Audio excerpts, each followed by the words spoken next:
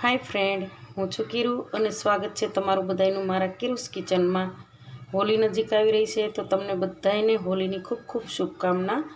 अने तहेवार नजीक आवता दरेक लेडीजना मगजमां एक ज विचार आवतो होय छे कि एवी कई वस्तु बनावीए जे बधाईने ज घरमां पसंद आवे। तो होलीना टाइम में खूब ज गरमी चालती होय छे, तो एवी गरमी में आपणे कोई एवी वस्तु बनावीए जे घरमां बधाईने पसंद पण आवे अने टेस्टी पण होय। तो तेना माटे आजे आपणे बनाववानुं छे स्ट्रॉबेरी श्रीखंड। स्ट्रॉबेरी श्रीखंड बनाववा माटे मैं आ 500 ml दूध लई लीधुं छे, जे फूल फेट आवे छे आवी रीते पेकेटनुं। तमारी पासे कोई बी दूध होय ते चाले, पण फेटवाळुं होवुं जोईए। तो ए दूधने मैं छे ने रात्रे थोड़ुं गरम करी नाख्युं हतुं अने एने पछी ठंडू पाडीने एमां 2 चमची दહીં नाखीने आवी रीते मैं दહીં जमावी दीधुं छे, ओवरनाइट रहेवा दीधुं हतुं।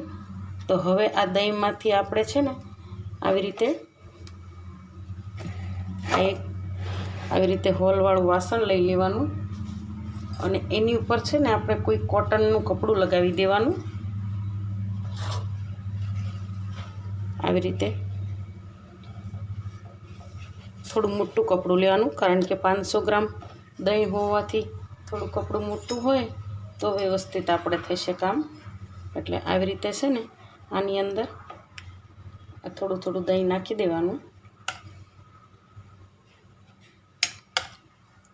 તમે જોઈ શકો છો કે દહીં એકદમ મસ્ત જામ્યું છે, એટલે આ રીતનું દહીં હોવું જોઈએ।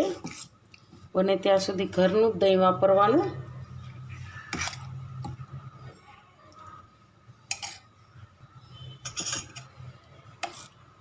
તો જો આની અંદર આ મલાઈનો ભાગ થઈ ગયો છે, તો એ પણ આપણે રહેવા દઈશું, જેથી આપણો શ્રીખંડ એકદમ ક્રીમી અને મસ્ત ટેસ્ટમાં બનશે। તો જો મેં બધું જ દહીં આની અંદર લઈ લીધું છે। હવે આવી રીતે છે ને આ કપડાના ચારે ભાગ આવી રીતે આમ ભેગા કરી લેવાના અને આવી રીતે છે ને આને આવી રીતે આ બધું જ પાણી નીતરી જવા દેવાનું અને પછી છે ને આવી રીતે અહીંયા ઉપરથી કંઈ બાંધી દેવાનું અને આને છે ને આપણે બાંધીને આની અંદર મૂકી દઈશું ને ઉપરથી કોઈ વજનવાળી વસ્તુ મૂકી દઈશું। જો એવી રીતે તમારે ન કરવું હોય તો આવી રીતે આની ગાંઠ મારી દેવાની કપડાની અને પછી છે ને તો આપણે રસોડાનું વોશ બેઝિંગ હોય તેના નળ સાથે લટકાવી દેવાનું, તો પણ બધું પાણી નીતરી જશે। અને આવી રીતે કરીને આને આપણે 1 થી 2 કલાક માટે રહેવા દેવાનું છે। પછી આમાંથી આપણે શ્રીખંડ બનાવશું। તો આવી રીતે મૂકી દેવાનું અને આની ઉપર કોઈ વજનવાળી વસ્તુ મૂકી અને 2 કલાક માટે આપણે રહેવા દઈશું। તો ચાલો પછી આપણે આગળની પ્રોસેસ જોઈએ। તો ચાલો આપણે આ દહીં જે બાંધીને રાખ્યું હતું તે ચેક કરી લઈએ કે સેટ થઈ ગયું છે કે નહીં। તો જો આપણું દહીં સરસ રીતે સેટ થઈ ગયું છે, એકદમ મસ્કા ટાઈપ બની ગયું છે। તો હવે આને આપણે સાઈડ પર લઈ લઈશું અને અહીંયા એક મોટું વાસણ લઈ લઈશું, એની ઉપર આ રીતે હોલવાળી ચાયણી લગાવી દઈશું અને આમાં આપણે થોડું થોડું દહીં નાખતા જઈશું અને આને ચાળી લઈશું આપણે આવી રીતે। ચાયણીની અંદર આ બધું દહીં આપણે આવી રીતે આમ ચાળી લેવાનું।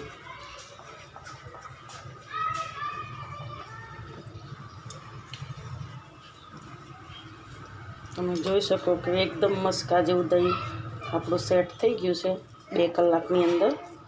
તો આવી રીતે બધું દહીં આપણે ચાળી લેવાનું છે।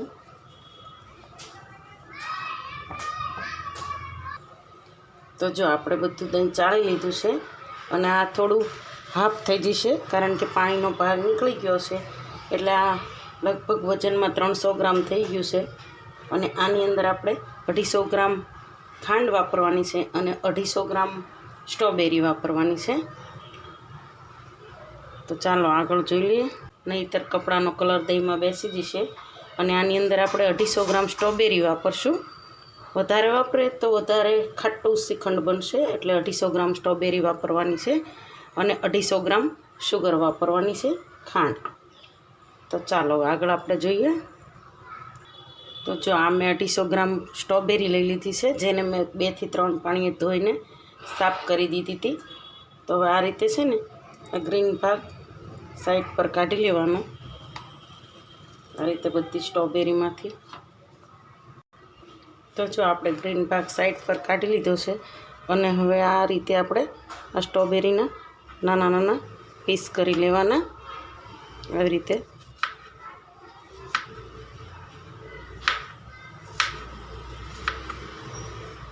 અને એકદમ નાના નાના પીસ કરી લેવાના બધી સ્ટ્રોબેરીના.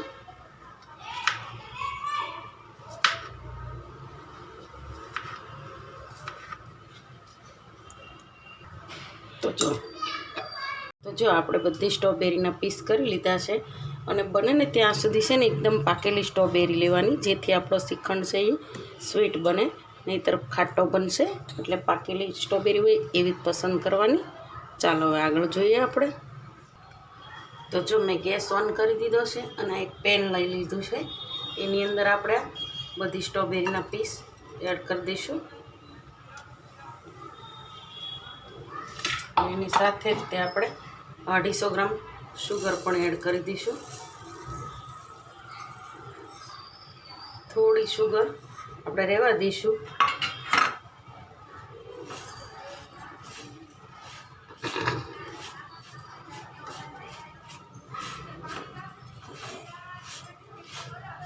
અને આ શુગર અને સ્ટ્રોબેરી બંને સરસ રીતે મિક્સ કરી લેવાનું છે.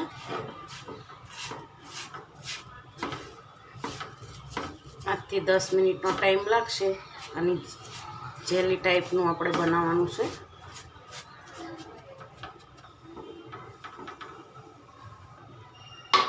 તો જો ધીરે ધીરે આપણી શુગર આમાં મેલ્ટ થઈ ગઈ છે અને હવે આ થોડી રાખેલી હતી એ પણ એડ કરી દઈશું. અને આવી રીતે આપણે 2-5 મિનિટ માટે અને આપણે બંનેને મિક્સ કરીને જેલી જેવું બનાવી દેવાનું છે. આને છે ને સતત હલાવતું રહેવાનું, એટલે સરસ રીતે બંને વસ્તુ મિક્સ થતી જાય. અને તમે જોઈ શકો કે કલર બી એકદમ મસ્ત થતો જાય છે.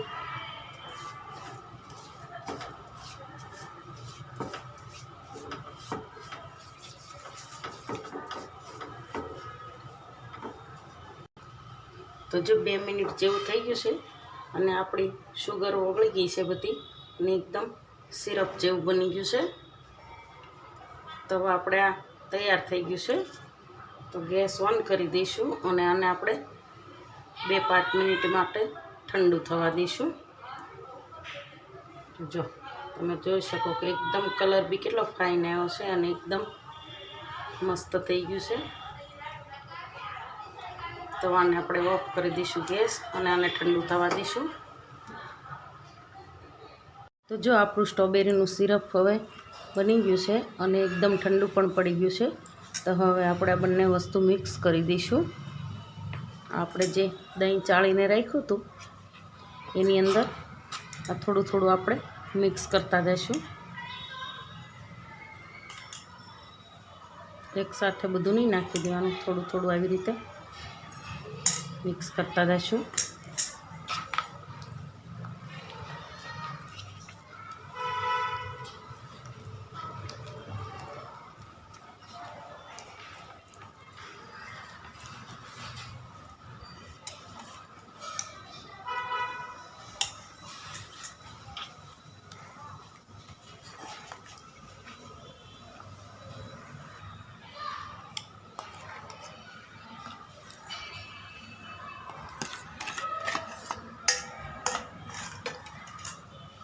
તો જો આવી રીતે બધું જ આપણે આમાં એડ કરી દીધું છે સ્ટ્રોબેરી સિરપ.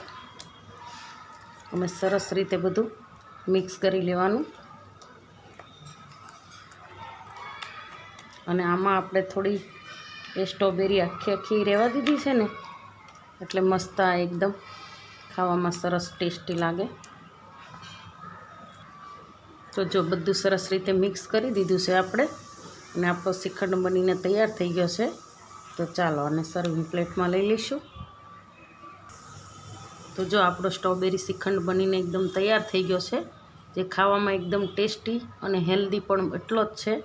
તો તમે પણ ચોક્કસથી ટ્રાય કરજો, બહુ જ ટેસ્ટી લાગે છે. તો ચાલો આપણે મળીએ નેક્સ્ટ વિડીયોમાં.